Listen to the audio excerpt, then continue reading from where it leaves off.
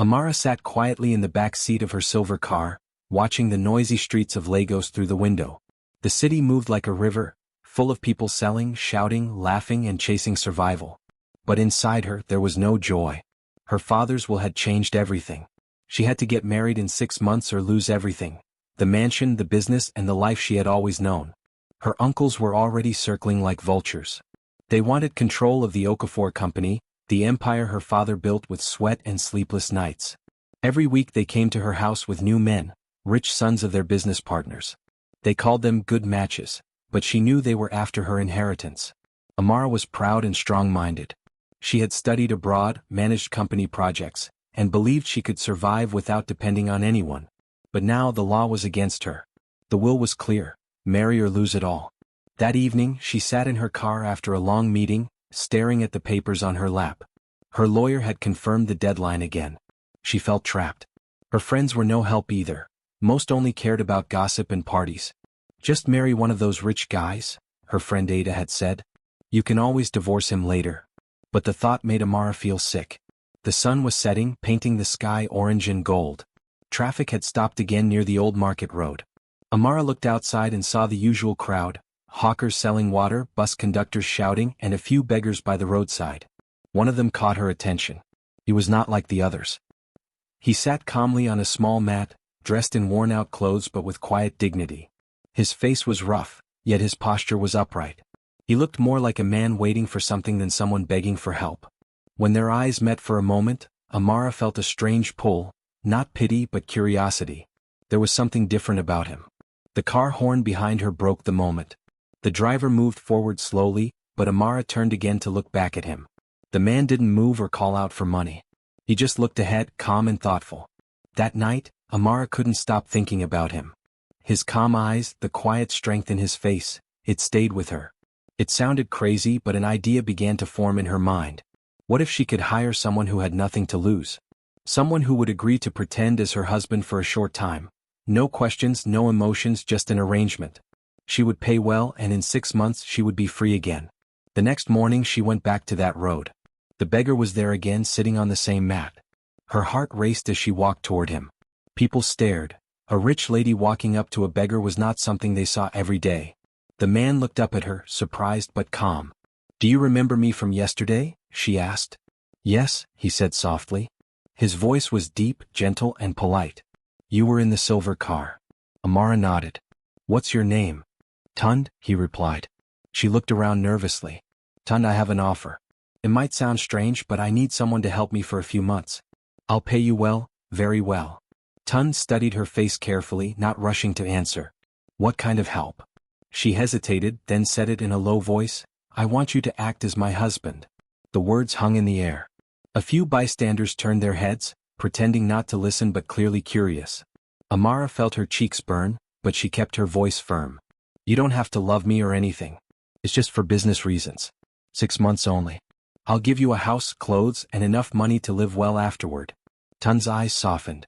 He didn't laugh, didn't look shocked. He simply asked, "Why me?" Amara sighed. "Because you're not like the others. You don't beg, you don't chase. You just sit there like you're waiting for something. I don't know why, but I trust that." For a moment, Tund looked away as if hiding a smile. "You're right," he said quietly. "I've been waiting for something." Then he stood up. Even in his torn shirt, he carried himself like a man of quiet confidence. "When do we start?" Amara blinked. "You agree?" "Just like that." He nodded. "I've lived long enough to know opportunities don't always come in fine clothes." She smiled faintly for the first time in days. Then it settled. "Come with me." She led him to her car. The driver looked shocked but opened the door anyway. People on the street whispered and pointed as the beggar entered a rich woman's car. During the drive, Amara watched Tund secretly. He didn't seem nervous or amazed. He sat quietly, eyes on the road, like someone used to better things. It confused her. Maybe he was just proud. At the mansion, her maids gasped when they saw him. "Madam, who is this?" one whispered. "This is my husband," Amara said firmly, even though she still couldn't believe the words herself. Tund simply bowed his head politely. "Good evening," he said to them, his voice steady and respectful. Later that night, Amara called her lawyer. "I've married," she said confidently. "Prepare the documents." The lawyer sounded surprised but obeyed. Within days the papers were ready and Amara signed them. The will condition was satisfied for now. Tund didn't ask for much. He didn't touch her money or her expensive things. He stayed quiet, helped where he could, and never complained. When Amara saw him sitting in the garden reading an old book, she wondered again who he really was. He spoke little but always with meaning. When the servants mocked him behind his back, he didn't react. When her uncles visited and made rude comments, he just smiled. It made Amara strangely uncomfortable. She was used to pride and anger, not calm strength.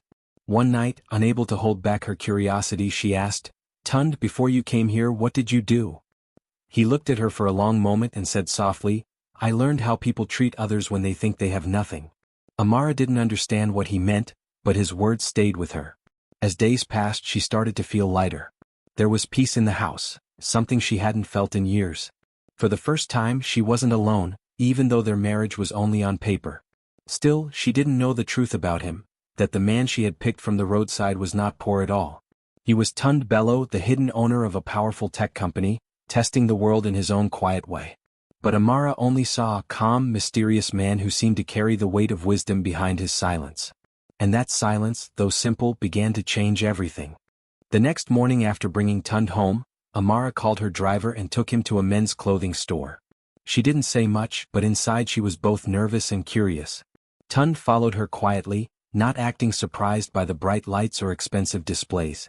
The shop attendant gave them a strange look when she saw Tund's worn clothes, but Amara lifted her chin proudly.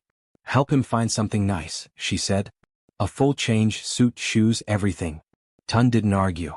He just nodded politely and allowed them to measure him. When he came out wearing a clean white shirt and a dark suit, Amara blinked.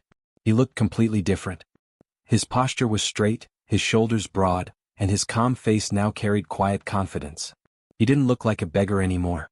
He looked like a man who belonged anywhere. The attendant couldn't hide her shock. "Madam, your husband looks like a model," she said with a grin. Amara smiled a little but quickly looked away. "He cleans up well," she said softly. On the way home, she stole quick glances at him. Tund didn't seem proud or uncomfortable. He sat quietly watching the busy streets. When they passed by the market, some of the people who once gave him coins didn't even recognize him. At home, Amara's friends were already waiting. They had come to see the mysterious husband. When they saw Tund step out of the car in his new clothes, they exchanged shocked looks. One of them, Ada, whispered, "Are you serious, Amara? You married that man?" Amara gave a proud smile. "Yes. Any problem?" They giggled and shook their heads. "You could have had any rich man," Ada said. "And you chose him? You must be trying to make your uncles crazy." Amara pretended not to care, but their laughter stung her heart a little. She turned to see Tund standing quietly behind her, hands in his pockets, watching the garden. He didn't seem angry or embarrassed. He just looked peaceful, as if their words didn't touch him at all. That night, after dinner, Amara found him sitting on the balcony. The moonlight touched his face. "You're not bothered by what they said?" she asked. He turned to her with a small smile. "People always talk. If you listen to them too much, you'll forget your own voice." His words surprised her. She wasn't used to being spoken to that way, calm but wise. Something in his tone made her think. The days that followed were strange but calm. Tund fit into the mansion quietly. He didn't ask for much, didn't act greedy, and didn't seem afraid of the luxury around him. When the maids asked if he needed anything, he always smiled politely. When one of them broke a vase by mistake, he helped her clean it up instead of scolding her. Amara began to notice small things. He always said, "Thank you." He always listened fully when she spoke. And when she got angry, he didn't argue. He just waited for her to calm down and then spoke kindly. One morning, she saw him outside watering the flowers. "You don't have to do that," she said. "We have gardeners." He looked up with a smile. "I know. But I enjoy simple things. They remind me who I am." She frowned slightly. "Who are you really?" He just smiled again. "A man who has seen both hunger and peace." Amara didn't know what that meant, but she found herself thinking about it all day. Soon, word spread through the city about her strange marriage. Her uncles were furious. "You have brought shame to our name," one of them shouted during a family meeting. "You married a beggar. What will the investors say?" Amara's voice trembled a little, but she stood firm. "My husband is kind, respectful, and honest. That's more than I can say for some people who wear suits and steal from the company." Everyone went silent. Her uncle glared, but he couldn't deny the truth. After they left, Amara went upstairs and found Tund in the study, reading one of her father's old books. "You didn't have to let them insult you," she said. "You could have said something." Tund closed the book slowly. "I don't need to fight with words to prove myself. Truth doesn't need noise." His calm voice touched her. She realized he didn't need her protection. Somehow he was stronger than anyone she knew. As the weeks passed, Amara's feelings began to change. She found herself looking forward to seeing him at breakfast, talking to him during walks, and listening to his quiet thoughts. There was a peace about him that she had never known before. But she also noticed something strange. Every night, when the house was quiet, Tund would go to the balcony or the study and make phone calls. He spoke softly, but she could hear parts of his words. "Yes. Make sure the files are ready by Friday." "No, I don't want the board to know yet. I'll handle it myself." She thought it was odd. What kind of beggar had files and boards? One night she finally asked him, "Tund, who do you talk to every night?" He looked at her calmly and said, "A friend who helps me with work." "What kind of work?" she pressed. He smiled a little. "The kind that helps people without making noise." Amara sighed. She didn't understand, but something in his eyes made her stop asking. One afternoon she decided to take him to a high society event, a business dinner filled with rich families and politicians. When they arrived, everyone turned to look. Whispers filled the room. "That's the man she married? He used to be a beggar, right?" Amara felt embarrassed at first, but when she looked at Tund, he was completely calm. He greeted everyone politely, spoke gently, and even helped an old woman carry her chair. By the end of the night, some people had changed their tone. "He's so well-mannered," one of them whispered. Later, in the car, Amara looked at him and said quietly, "You surprised me tonight." Tund smiled. "People only see what they expect to see. Change their expectations and they see the truth." She turned to the window, pretending not to smile. But deep inside, her heart was slowly changing. She began to trust him, to rely on him. When she came home tired from work, he had tea ready. When she got angry about something, he waited, listened, and helped her think clearly. One night, she found herself standing outside his room, wanting to talk but unsure why. She could hear his voice inside, low and serious. "Yes, the deal is done. Make sure the press doesn't know yet." Then silence. She knocked softly. He opened the door and smiled. "Can't sleep?" "No," she said. "I just wanted to say thank you. For being patient with me." He nodded. "You're learning. Patience is the first sign of strength." Amara laughed quietly. "You talk like an old teacher." "Maybe I am," he said with a mysterious look. She didn't know what to say, so she just smiled and said good night. But as she walked away, she thought about his words, and the way he spoke to whoever called him sir. She didn't know it yet, but her heart had already started to bend toward him. The walls she had built, pride, fear, anger, were slowly falling apart. And somewhere deep in his calm silence, Tund knew it too. The evening was warm, and Amara's mansion buzzed with quiet tension. It was family dinner night, the first one since she had married Tund. Her uncles had insisted on the gathering, pretending it was to welcome her husband, but Amara knew their real purpose. They wanted to embarrass him. She dressed carefully in a long green gown, her hair tied neatly. Tund wore a clean white shirt and dark trousers. He looked simple but graceful. As they walked downstairs together, she whispered, "Don't mind anything they say tonight." He smiled softly. "I never do." When they entered the dining room, everyone went quiet. Her Uncle Chuka was sitting at the head of the long wooden table, his heavy gold ring shining under the light. Beside him sat Uncle Felix, with his usual proud expression. The air smelled of roasted meat and pepper soup, but the atmosphere was sharp.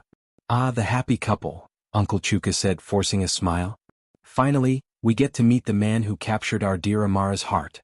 Amara held Tund's arm tightly, but he simply bowed slightly. "Good evening, sir." Uncle Felix chuckled. "So, Tund, tell us, where did you two meet? In a charity event or maybe at a traffic light?" Everyone laughed except Amara. Her jaw tightened. Tund looked calm, his eyes steady. "We met by chance," he said. "Sometimes destiny hides in strange places." The laughter faded a little. Uncle Chuka leaned back and said, "Destiny, him? That's what poor men say when they find rich wives." Amara slammed her fork on the table. "Uncle, please?" Tund touched her hand gently. "It's fine," he said softly. Then he looked at the table, his voice calm. "Even a stone has value when handled with care." The room went silent. The words hung in the air like something sacred. Even Uncle Chuka looked speechless for a moment. Then he tried to laugh it off. You talk like a preacher, young man? Tund smiled faintly. Not a preacher, sir. Just someone who has seen how quick people are to judge what they don't understand. Amara watched him closely. His face was calm, his tone respectful, but every word carried strength. For the first time she realized that he didn't need her protection. He had his own quiet power. Dinner continued, but the mood had changed. Her uncles became careful with their jokes. Even the maids whispered that they had never seen anyone speak to the elders so calmly yet confidently. After the meal, everyone moved to the living room for drinks. Tund walked over to greet Amara's aunt, an older woman who had been silent the whole time. She looked up at him and said softly, "You remind me of my husband, quiet but firm. Don't let them break your spirit." He bowed his head respectfully. "Thank you, ma'am. I don't plan to." Meanwhile, Amara's cousins huddled near the bar, gossiping. "He talks too gently," one said. "Maybe he's pretending to be smart." Another laughed. "He probably doesn't even have a proper job." Amara heard them and turned sharply. "You're wrong," she said firmly. "Tund is more decent and brave than most men I know." Tund appeared behind her and placed a hand on her shoulder. "Let it be, Amara," he said gently. "People see only what they wish to see." His calm tone silenced everyone again. The room felt heavy with unspoken shame. Later that night, after everyone left, Amara sat in the garden with Tund. The crickets sang softly and the cool breeze moved through the trees. "I'm sorry about what they said," she whispered. "My family can be cruel sometimes." He looked up at the stars. "Cruelty is only power without kindness. I've seen worse." She turned to him. "You didn't even get angry. How do you stay so calm?" He smiled slightly. "Anger burns fast and leaves nothing. Peace lasts longer." She watched him quietly. There was something in his voice that made her heart soften. His calmness wasn't weakness, it was strength. He didn't need to shout to command respect. The next morning, her Aunt Ifioma called. "Amara, that husband of yours, he's something else," she said over the phone. "Your uncles won't admit it, but he embarrassed them without raising his voice." Amara laughed softly. "Yes, he did." At the company office, rumors spread about Tund too. Some staff whispered that Amara's husband had manners fit for a king. Others joked that he was pretending. But when Tund visited the office one afternoon to drop off Amara's lunch, people noticed his confidence.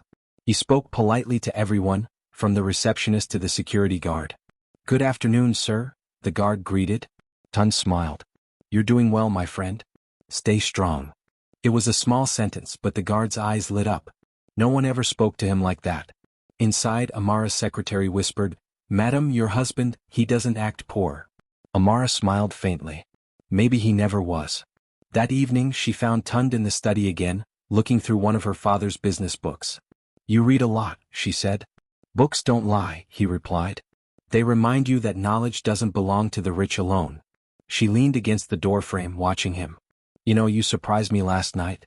I thought you'd walk out when they insulted you." Tund closed the book and looked at her. "If I walked away every time someone looked down on me, I'd never see the sun rise." His words hit her deeply. She thought about all the times she had looked down on people without knowing their stories. Days turned into weeks and things began to change. Her uncles stopped visiting often.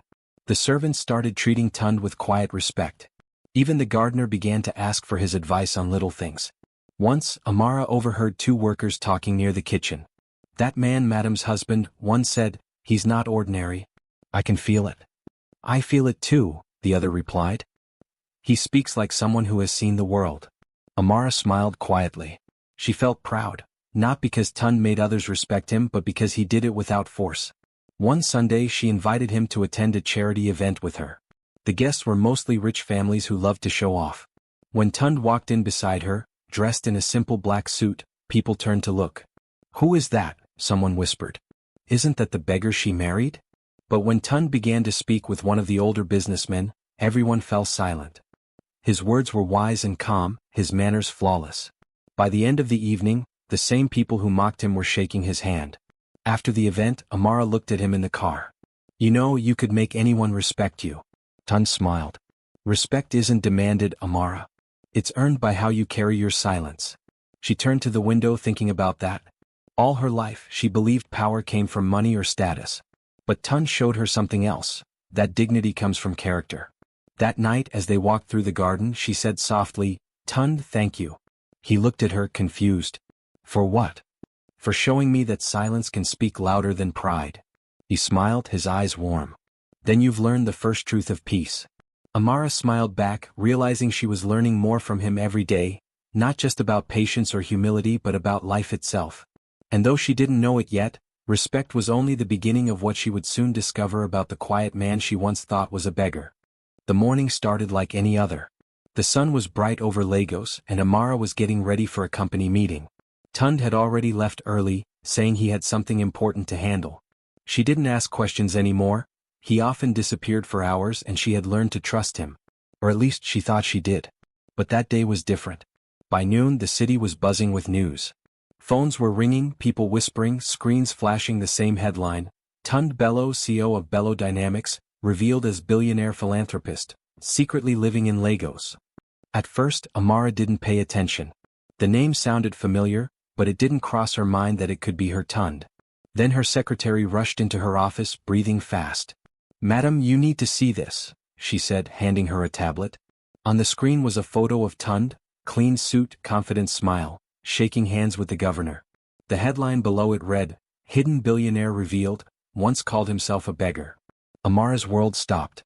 She stared at the image, her heart pounding. It couldn't be true. Her Tund? The man she found by the roadside?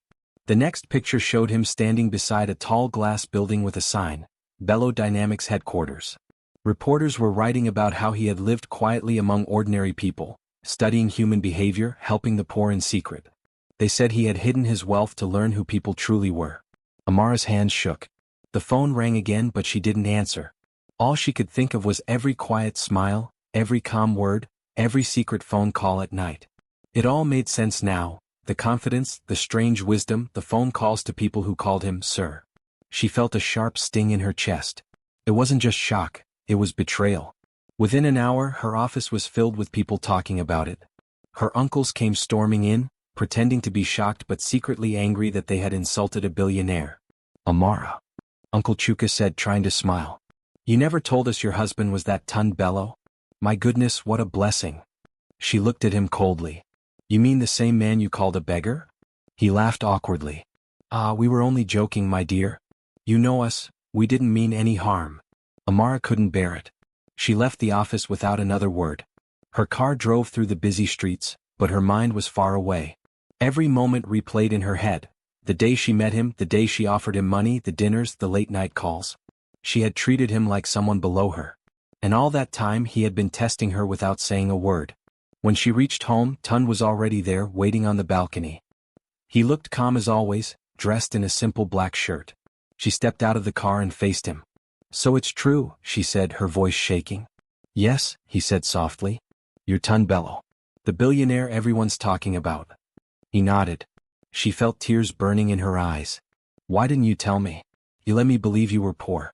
You let me talk to you like a—" She stopped herself, voice cracking.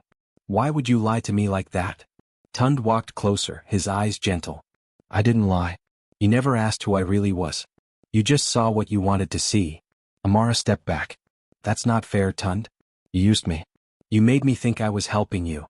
He shook his head. "No, Amara. I helped you. You needed to learn that value isn't bought, it's earned." His calm voice made her chest tighten even more. "You think this was some kind of lesson? You played with my life, my heart." "I gave you truth," he said quietly. "The world treated me like dirt when they thought I was poor. You did too at first. I needed to see if love could exist without wealth." Her tears fell freely now. "Then what was real between us?" He sighed, looking away. "Everything. But I knew that truth would hurt you." Amara felt her heart break. She turned and walked past him. "I don't know what hurts more, that you lied or that you were right." She packed a small bag that evening. When she came downstairs, Tund was still on the balcony watching the sunset. "You're leaving?" he said softly. "Yes," she whispered. "I need time. I can't stay in this house and not feel small." He nodded slowly. "I understand." As she walked out, he said, "Amara?" She turned. "I never wanted to make you feel less," he said. "I just wanted you to see that love and respect are not about wealth or pride." She didn't answer. She just looked at him one last time and left. The following weeks were hard. She moved into a small apartment on the outskirts of the city.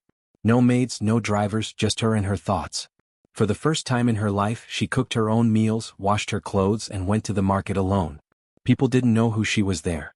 She felt invisible but strangely free. Sometimes she would sit by the window, remembering how Tund smiled, how he spoke, how calm he was even when people mocked him. The memory hurt, but it also gave her strength. She began to visit charity homes, places Tund had once donated to quietly. She spoke to young girls who had lost hope, to widows trying to feed their children. Slowly she started to understand what Tund had meant. Value truly wasn't bought, it was earned through kindness, patience, and humility. One afternoon she overheard two market women talking. "Have you heard of that man Tund Bello?" one asked. "The rich one who helps the poor? They say he gives jobs to people from the streets." Amara smiled faintly to herself. She didn't join the conversation. She just walked away quietly, her heart heavy but calmer. Months passed. Amara's company grew stronger. She worked hard, managed things wisely, and refused to depend on anyone. Her uncles stopped interfering when they saw her success. But at night she still thought about Tund, the man who had changed her life by pretending to have nothing. One evening, while reading an article online, she saw a picture of him again, standing beside a new school building his company had funded. The caption read, "Tund Bello opens education center for underprivileged children." She stared at the photo for a long time. He looked peaceful, as if nothing could ever shake him. She whispered to herself, "Maybe that's why I fell in love with you." Her eyes filled with tears, but this time they were not from pain. They were from understanding. She finally realized that Tund hadn't betrayed her. He had shown her the truth about herself. He had seen something in her worth saving even when she couldn't see it. Still, she didn't go back. Not yet. She needed to prove even to herself that she could stand on her own. Every morning she looked in the mirror and repeated the words Tund once said, "Value isn't bought, it's earned." And slowly, day by day, those words stopped hurting and started healing her. She didn't know if she would ever see him again, but she carried him in her heart, not as the man who deceived her, but as the man who taught her how to see worth where others saw nothing. Months had passed since Amara walked away from Tund. Lagos had moved on, but her heart hadn't. She had grown stronger, wiser, but the emptiness in her chest never left. Sometimes she saw his face on billboards or in business news, and each time, she felt a quiet ache that words couldn't describe.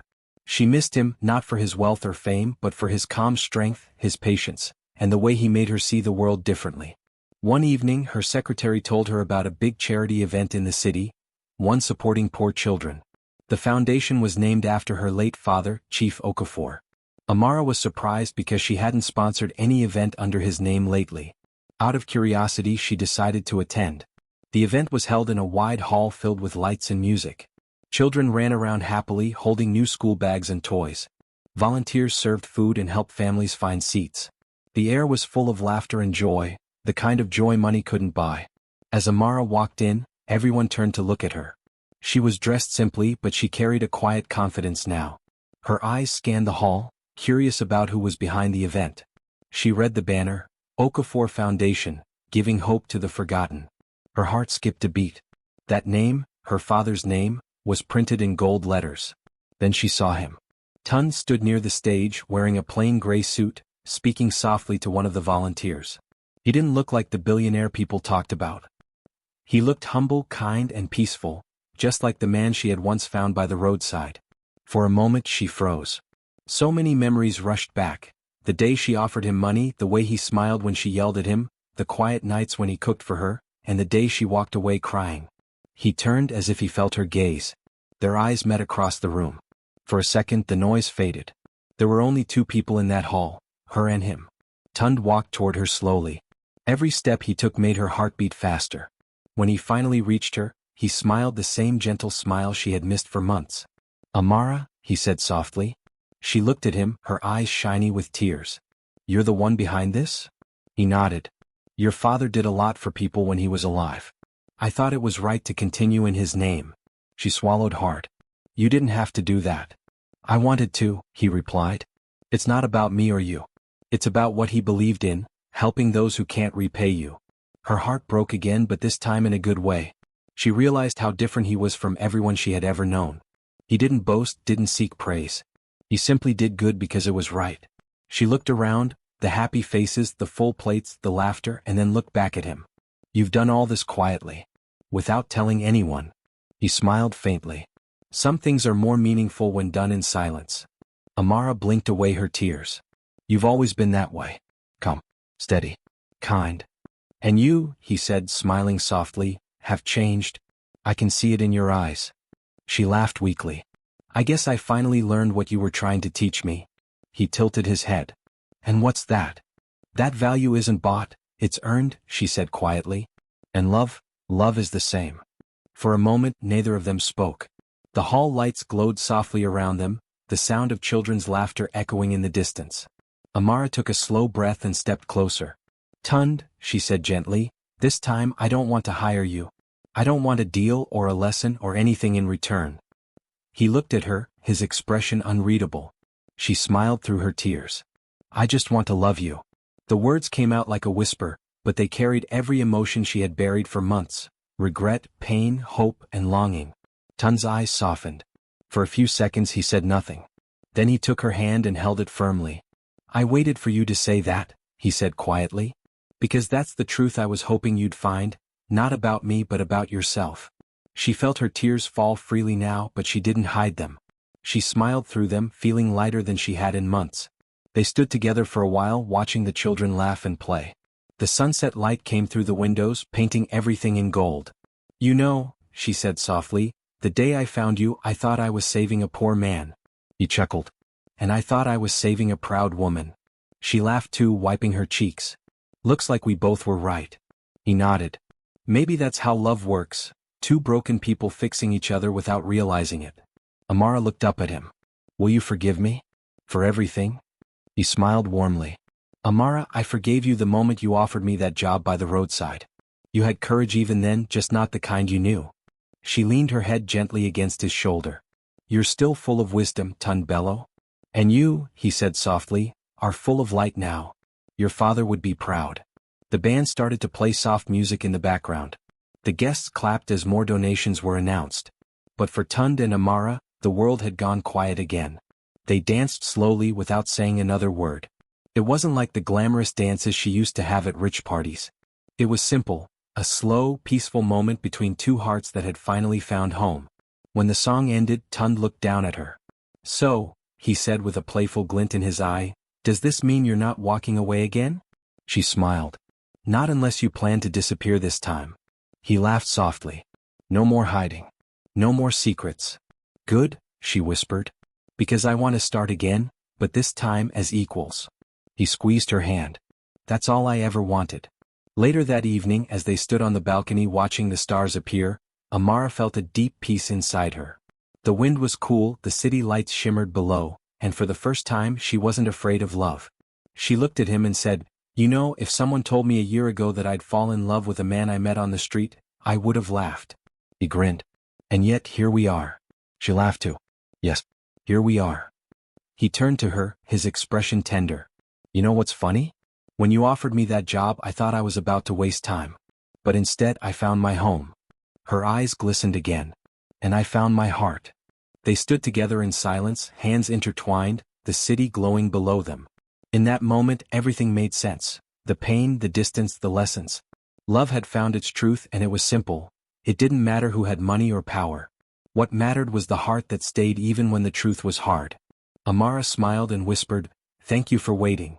Tund smiled back, his eyes warm. Thank you for coming back. And under the soft night sky of Lagos, their story finally came full circle. Not in wealth, not in pride, but in love that was real, humble, and true.